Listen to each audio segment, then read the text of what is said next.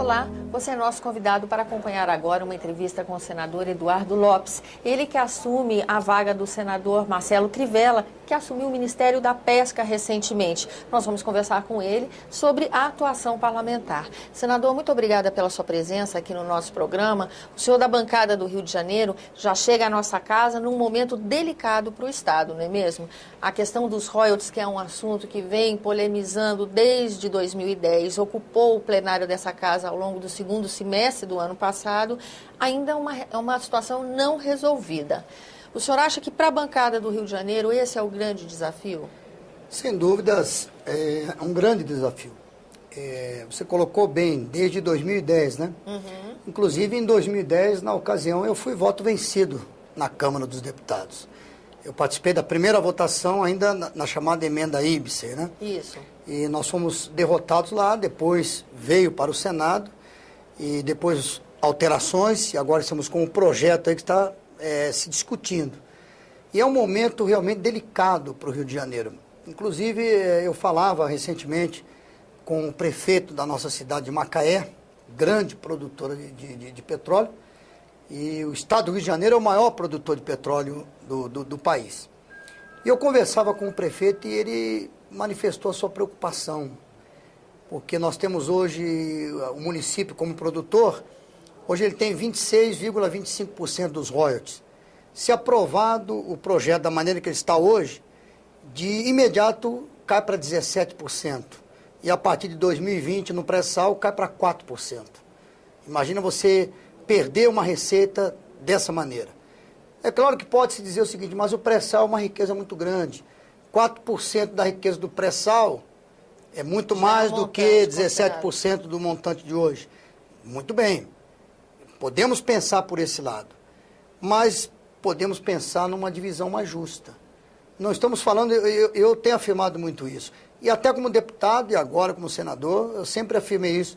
E mesmo quando não estava exercendo o mandato, estava como suplente, no Rio de Janeiro eu fiz palestras falando sobre isso. Então, nossa questão não é não querer dividir, como às vezes a gente ouve, de maneira até pejorativa, negativa, dizendo que o Rio quer ficar com tudo, o Rio quer tudo para si. Não, a verdade não é essa. Nós podemos debater e estudar uma divisão mais justa. Nas suas palestras, o senhor idealiza mais ou menos o que seria uma solução para esse impasse? Eu apresento o fato.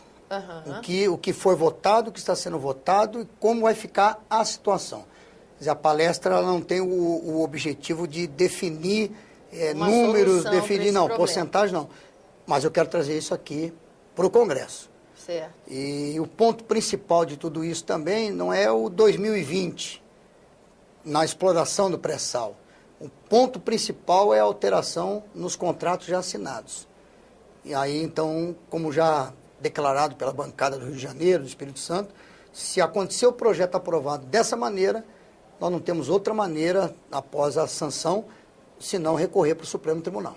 Senador, o senhor acredita outros fatos também vêm ocupando os parlamentares, preocupando os parlamentares? Nós tivemos recentemente aqui no Congresso Nacional a visita de governadores de estado, alertando para a necessidade de uma reestruturação das finanças, porque estados e municípios não podem mais continuar trocando investimento em política pública por pagamento de dívida com a União. Esse é um momento em que agrava a discussão do royalty, ou o senhor acha que, na verdade, a questão do pacto federativo devia levar em conta todos esses elementos? Fundo de participação dos estados, royalties do petróleo, refinanciamento de dívida de estado e município? Claro que sim. Eu até penso, em termos desse debate, vamos pensar hoje em termos de porcentagem, porque a porcentagem ela é a maneira mais justa. Não adianta nós falarmos, um exemplo, hoje o Rio fica com 10 bilhões, em 2020, se ele continuar com 10 bilhões, tá bom para ele. Não dá para fazer projeção. Não dá porque você não sabe, mas sim em termos de porcentagem. Por exemplo, sim. O royalty que o Rio de Janeiro arrecada hoje, ele representa quantos por cento da economia do Estado? Então, em 2020, deve se manter essa porcentagem. Entendeu? Então, para que não haja perdas. Fala-se em proporção. Exatamente, e não em valor nominal. Em proporção e não em valores nominais. Agora, se causar diminuição da receita em termos proporcionais, traz problema para o Estado. Mas, senador, o senhor que acompanhou essa votação da perspectiva da Câmara dos Deputados e agora chega aqui no Senado Federal, o senhor acha que tem ambiente para esse tipo de proposta?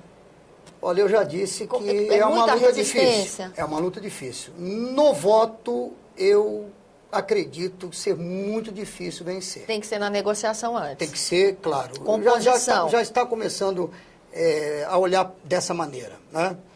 Havia um impasse aí da comissão, dos estados não produtores, e os 6 de um lado, 6 do outro. Então, ver que essa resistência nossa começou a abrir um diálogo que até então ninguém queria. E uma outra possibilidade de solução. Já começou a se abrir um diálogo. Então, é por aí. E no voto, como eu disse, eu acho muito difícil. Porque somando o Rio de Janeiro e somando o Espírito Santo, não podemos somar São Paulo. São Paulo, na votação de deputados, que é o que eu tenho mais em mente, os votos de São Paulo, contados no total, são muito poucos. Se contarmos 70 deputados de São Paulo, 46 do Rio de Janeiro, com 10 do Espírito Santo, os maiores interessados nessa questão do pré-sal, nós teríamos 126 votos contra o restante dos 513. Para as outras já bancadas. Não daria. Mas se puxarmos a votação da Câmara, eu acredito que não chegou nem a 100 votos. Então, o Rio de Janeiro foi um voto, apenas uma perda de um voto, justificado depois, segundo o próprio parlamentar, um erro, uma falha. O Espírito Santo 100%, São Paulo. Então, não é isso no que vai voto fazer a é diferença. muito difícil.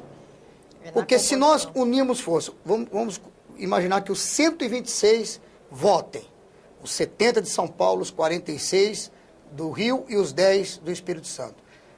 Quantos do outro lado, dos não produtores, passariam para o lado de cá para votar a favor? Não teria apelo, né, senador? Não tem apelo, até porque na base de cada um é um assunto que cada um, como diz o ditado, cada um vai puxar para si. Mesmo porque eu defendendo o Rio é bom para mim politicamente. Claro. Ele defendendo o Estado de não produtor é bom para ele politicamente. E mesmo porque a administração dos entes federativos, estados e municípios está realmente comprometida, essa administração, né? E a possibilidade de um recurso a mais tem um apelo muito grande, né, senador? Assim como eles querem um recurso a mais, o Rio não quer perder. O Rio não quer um recurso a menos. Eles querem a mais, mas o Rio também não quer perder. Senador, esse é um assunto que com certeza consome a sua energia, mas a sua atuação aqui não vai se restringir apenas a royalties. Claro que não. Eu vou, como eu disse já em entrevistas, também vamos dar sequência aos projetos, vamos conhecer de perto os projetos que o senador Marcelo Crivella já tem aqui na casa. Eu vou ver em que tramitação se encontram, que comissão, vou defendê-los. Se eu considerar que são projetos que estão dentro do meu pensamento, vai dar continuidade, eu vou dar continuidade, vou defendê-los, sem dúvida, vou trabalhar para aprová-los, porque eu quero dar sequência ao trabalho dele.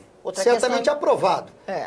E outra questão, que eu também vou dar sequência, é a questão, nós vamos ter o Rio Mais 20 agora, eu já faço parte da subcomissão do Senado para a Conferência Rio Mais 20, e mesmo antes de fazer parte da subcomissão, e mesmo antes de estar no mandato, já estava preparando, porque nós vamos apresentar lá no Rio Mais 20, através do PRB Verde, da nossa militância de meio ambiente, do PRB, nós vamos apresentar ali através do professor Sérgio Lemberg, professor, cientista, pesquisador, nós vamos apresentar a tecnologia do tratamento de esgoto e resíduos eletrolítico, a tecnologia eletrolítica para tratamento de esgoto e resíduos. Que interessante. O nosso tempo da nossa entrevista já começa a se esgotar, então eu vou encerrar essa entrevista pedindo ao senhor que seja frequente no programa, que venha em breve nos falar sobre isso, porque a casa realmente está se mobilizando na organização da Rio Mais 20. Eu vou trazer isso para a tribuna, eu vou apresentar